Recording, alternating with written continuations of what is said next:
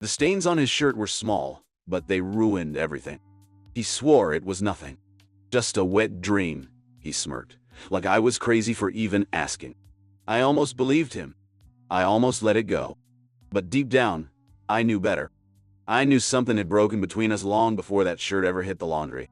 That was 2 years ago. Dull. I was 6 months pregnant, scared, and desperate to believe we still had a future. But now I'm raising our daughter on my own. I stopped begging. I stopped making excuses. I stopped carrying a marriage that was already dead. And the man who once told me I was too much for asking to be loved, he's the one showing up late to pick her up. He's the one texting me, "Please, let me explain." But I've already heard enough. They never saw me leaving. They never saw me thriving. I stood there in our bedroom, holding his shirt like it was evidence in a crime scene. Because maybe it was. The white cotton felt heavy in my hands, heavier than it should have been, weighed down by what I'd found dried into the fabric. My 6-month pregnant belly pressed against the laundry basket as I stared at those telltale stains, trying to make sense of what I was seeing. The bedroom felt different suddenly.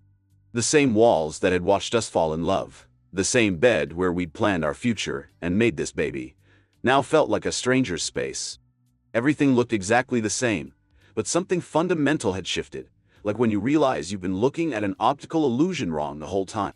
I'd been doing laundry like any other Tuesday.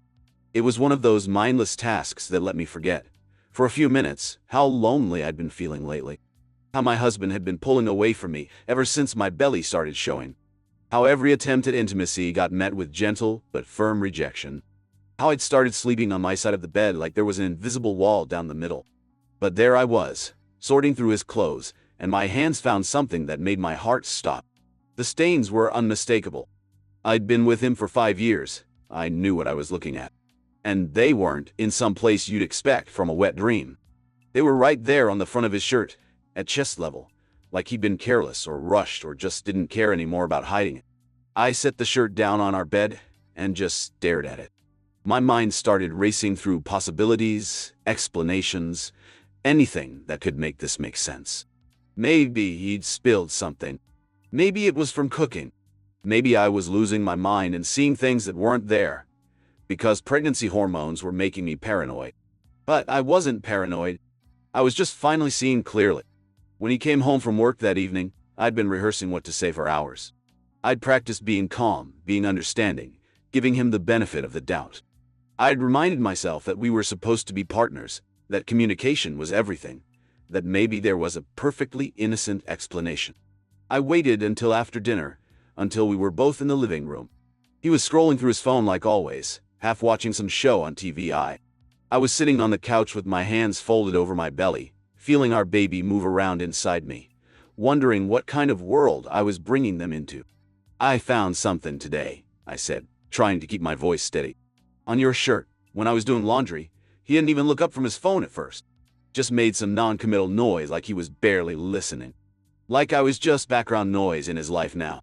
"I need you to look at me," I said, and something in my tone must have gotten through because he finally put the phone down.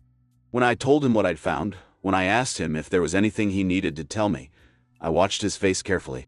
I was looking for surprise, confusion, maybe even anger at being accused of something. Instead, I saw calculation. I saw him thinking, working out what to say. That pause before he answered told me everything I needed to know. He went with the wet dream explanation, said it like it was the most natural thing in the world, like 30-year-old married men just randomly had wet dreams that somehow got semen on the front of their shirts. He said it with such confidence that for a moment I almost believed him, almost convinced myself that I was being crazy and paranoid and pregnant emotional. But I'd been feeling like something was wrong for months. I'd been telling myself I was imagining things, that the distance between us was just stress from the pregnancy, that his sudden lack of interest in me was normal. I'd been gaslighting myself so thoroughly that when he tried to gaslight me too, something inside me finally said, no. I didn't believe him. I told him I didn't believe him. And that's when everything changed. The fight that followed was unlike anything we'd ever had before. Not because we were screaming or throwing things, we weren't. It was worse than that. It was cold and calculating and cruel in a way that felt designed to destroy me. He called me disrespectful for questioning him. He said I was being paranoid and hormonal and unreasonable. He turned it around on me so skillfully that I started doubting myself again, wondering if I was losing my mind. He made me feel like I was the one doing something wrong by not just accepting his explanation and moving on. But the worst part was how he looked at me while he was saying these things. Like I was an obstacle to be managed rather than his wife. Like my feelings were an inconvenience he had to deal with. Like the fact that I was carrying his child meant nothing to him. I found myself crying in our bathroom afterward, my hands pressed against my belly, apologizing to our baby for the dysfunction they were going to be born into. I felt so stupid for trusting him, for believing that the man who'd promised to love and cherish me meant those words. I felt stupid for getting pregnant, for thinking a baby would bring us closer together instead of driving us further apart. That night, he slept on the couch. He said it was because he was too upset to sleep next to me, but I knew better. He hadn't wanted to sleep next to me in weeks anyway. This was just his excuse to make it official. I lay in our bed alone, feeling our baby kick and turn inside me, and I realized that I'd been living with a stranger for months. Maybe longer. Maybe the man I thought I'd married had never really existed at all. The days after our fight were filled with a horrible kind of normalcy. We went through the motions of being a couple preparing for a baby. We went to my prenatal appointment together. We talked about nursery decorations and baby names and whether we had enough newborn clothes. But underneath it all was this poisonous undercurrent of unresolved tension. He never brought up the shirt again. Never acknowledged my concerns or tried to reassure me or do anything to address the obvious problems in our relationship. He just acted like it had never happened, like I was supposed to pretend along with him that everything was fine. But everything wasn't fine. I started noticing things I'd been blind to before. How he always had his phone with him now, even in the bathroom. How he developed new routines, new excuses for being out of the house. How he'd look at me sometimes with this expression I couldn't read. Not quite guilt, not quite resentment, but something in between. I started questioning everything. Every late night at work, every weekend errand that took longer than it should have, every time he'd been distant or distracted, or just not really there with me. I wondered how long this had been going on. I wondered if I'd been the only one actually living in our marriage while he'd been living some double life I knew nothing about. The worst part was how isolated I felt. I couldn't talk to my friends about it because I was embarrassed. I couldn't talk to my family because I didn't want them to hate him if we worked things out. I couldn't even talk to my doctor about the stress I was under because I was afraid it would affect my pregnancy. So I just carried it all inside me, this growing weight of suspicion and hurt and betrayal, right alongside our growing baby. Every kick reminded me that soon there would be 3 of us in this mess, and that thought terrified me more than anything. About a week after I found the shirt, I had what I can only describe as a moment of clarity. I was sitting in the baby's room, which we'd been slowly getting ready, surrounded by all these symbols of the future we were supposed to be building together. Tiny clothes and stuffed animals, and a crib that he'd put together, but somehow felt like another piece of evidence of how disconnected we'd become. I realized that I'd been living in denial for months. Not just about the shirt, but about everything. About how he'd stopped touching me, stopped really seeing me, stopped acting like a partner who was excited about our future together. I'd been making excuses for him because the alternative was too scary to face. But sitting there in that room, surrounded by baby things and broken dreams, I couldn't lie to myself anymore. This wasn't about pregnancy hormones or stress or wet dreams. This was about a man who'd checked out of our marriage and left me to pretend everything was normal while my world fell apart. I thought about the person I used to be before I got pregnant, before I started walking on eggshells around him, before I started accepting crumbs of affection and calling it love. I'd been strong once. I'd had boundaries and self-respect and a clear sense of what I deserved in a relationship. When had I lost all of that? When had I become someone who would find evidence of betrayal and then let herself be convinced she was crazy for noticing it? That night, I couldn't sleep. I lay in bed listening to him breathe next to me. He'd moved back into the bedroom like nothing had happened, and I felt like I was sleeping next to a stranger. Worse than a stranger. At least with a stranger you know where you stand. I didn't confront him again. What was the point?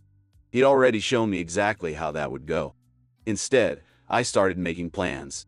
Quietly, carefully, like I was preparing for something I couldn't quite name yet. I started saving money in an account he didn't know about.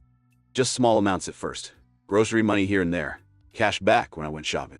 I started researching lawyers, not because I'd decided anything definitive, but because I needed to know what my options were.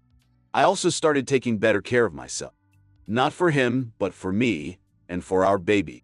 I went to my prenatal appointments alone after that. I signed up for a birthing class and told him he was welcome to come if he wanted, but I was going regardless. I started calling my friends again, tentatively rebuilding connections I'd let languish while I was so focused on fixing a marriage that maybe couldn't be fixed. The strangest thing was how little he seemed to notice these changes. He was so checked out, so focused on whatever else was going on in his life, that he barely registered my growing independence. Sometimes I wondered if he even wanted me to leave. If this was all some elaborate way of pushing me toward the door, so he wouldn't have to be the bad guy who left his pregnant wife. Our baby kept growing inside me, completely oblivious to the dysfunction surrounding them. I would talk to them sometimes, just quietly in my head, promising that whatever happened, I would protect them. That they would never have to wonder if they were loved or wanted or good enough, the way I'd been wondering about myself. I started sleeping better, ironically. Once I stopped trying to fix everything, once I stopped taking responsibility for his behavior and his choices and his lies, this weight lifted off my chest. I was still scared about the future, still heartbroken about what we'd lost, but I wasn't carrying his stuff anymore. Just my own. By the time I was 7 months pregnant, I'd found a kind of peace with the situation. Not happiness exactly, but acceptance. I stopped waiting for him to change or explain or suddenly become the partner I needed. I stopped hoping that one day he'd look at me the way he used to, or touch my belly and talk to our baby, or act excited about becoming a father. I realized that I'd been grieving the loss of our relationship for months without even knowing it. All those nights I'd cried myself to sleep, all those times I'd felt so lonely, even when he was right next to me. I'd been mourning what we used to have, or what I thought we used to have. The crazy part was how much energy I got back once I stopped putting it all into trying to save us. I threw myself into preparing for single motherhood, even though we were still technically together.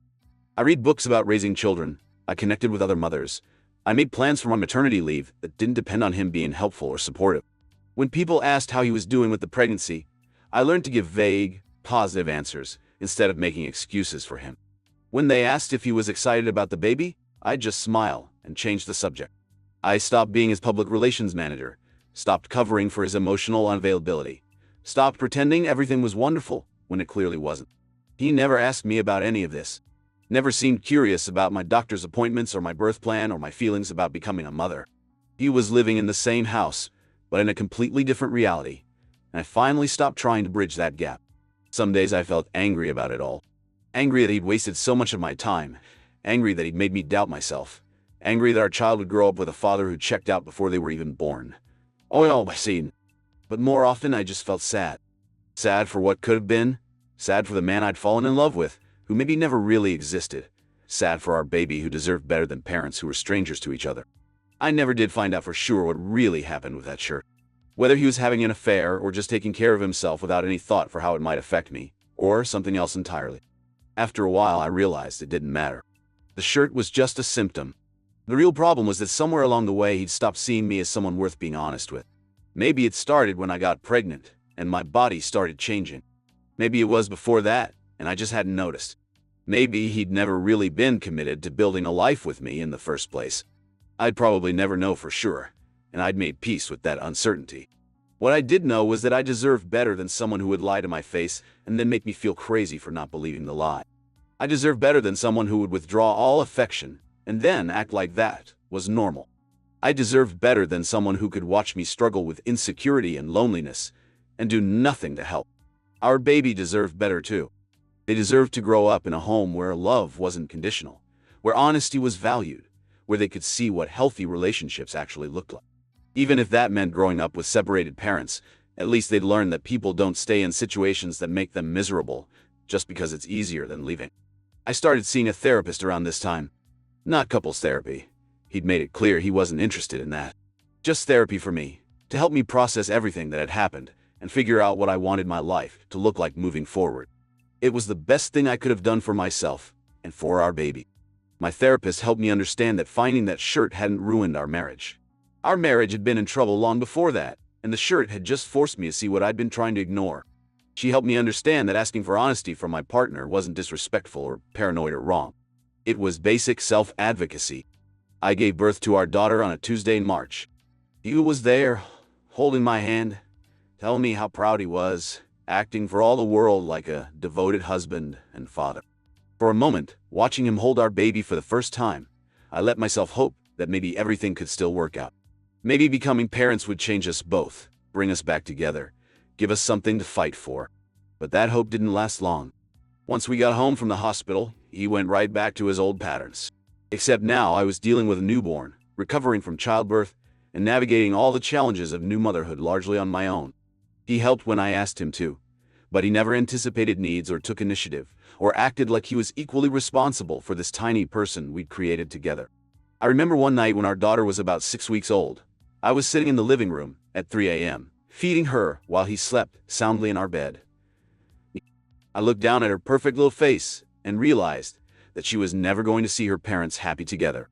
She was never going to experience the security of a loving family unit. And while that broke my heart, I also knew it wasn't my fault. I'd tried everything I could think of to save our relationship. I'd communicated my needs. I'd given him the benefit of the doubt. I'd made excuses for his behavior. I'd sacrificed my own happiness, trying to make things work. But you can't save a relationship by yourself. You can't love someone enough to make them love you back the way you deserve. That realization was both devastating and liberating. Devastating because it meant accepting that the future I'd imagined for us was never going to happen. Liberating because it meant I could stop trying to control things that were completely outside my control and start focusing on what I could actually change. We separated when our daughter was 4 months old, not because of any dramatic final fight or discovery of additional betrayals, but simply because we both finally admitted what had been true for months. We were living as strangers who happened to share a house and a child. The conversation was surprisingly civil. I think we were both relieved to finally say out loud what we'd both known but been too afraid to acknowledge. He moved in with a friend while we figured out custody arrangements and property division and all the practical aspects of undoing a life we'd built together. The hardest part wasn't the logistics of separation. It was explaining to people what had happened, especially when I couldn't point to any single dramatic event. How do you tell people that your marriage ended because your husband emotionally abandoned you while you were pregnant, and then lied to your face about something that may or may not have been infidelity? How do you explain that sometimes relationships just die slowly, quietly, without any big betrayals or explosive moments? I learned to keep it simple. We grew apart. It wasn't working. We're better as co-parents than we were as spouses. People rarely pushed for more details than that, and if they did, I'd just say that some things are too private to share. Which was true. Our daughter is 2 now, and thriving. She spends time with both of us, and while it's not the family I'd originally envisioned, it's a family where everyone feels loved and wanted and valued. She knows she's adored by both her parents, even if those parents couldn't make it work together. I've been in therapy on and off since before she was born, and it's helped me understand so much about myself and what I want from relationships. I've learned to trust my instincts instead of second-guessing myself into paralysis. I've learned that asking for what I need isn't needy or demanding. It's just honest communication. Most importantly, I've learned that I'm enough, just as I am, without having to twist myself into shapes to keep someone else happy. I'm enough for my daughter, enough for myself, enough for whoever might come into our lives in the future who has the wisdom to appreciate what I have to offer. Sometimes people ask if I regret how everything turned out, especially when I'm tired from single parenting or dealing with the challenges of co-parenting with someone who still frustrates me sometimes. But I don't regret it. I regret that it took me so long to trust myself enough to stop accepting less than I deserved. I regret that I wasted so much time trying to be enough for someone who'd already decided I wasn't. But I don't regret choosing myself and my daughter over a marriage that was slowly killing who I used to be. That shirt, those stains, that lie, they weren't the reason my marriage ended. They were just the moment I finally stopped lying to myself about what I was willing to accept. And while finding them broke my heart at the time, I'm grateful now for that moment of clarity. It saved me from spending years more in a relationship where I was never going to be truly seen or valued or loved the way I deserve. These days I sleep better. I laugh more. I look in the mirror and recognize the person looking back at me. My daughter gets to see me as someone who knows her own worth, who stands up for herself, who chooses happiness over complacency. And that, more than any conventional family structure, feels like the greatest gift I could give her. I still don't know what really happened that day I found those stains. But I finally understand that it doesn't matter. What matters is that I trusted myself enough to acknowledge something wasn't right, and I was brave enough to refuse to accept a lie just because believing it would have been easier than facing the truth. That's not disrespectful or paranoid or hormonal. That's just being human, being honest, and being enough.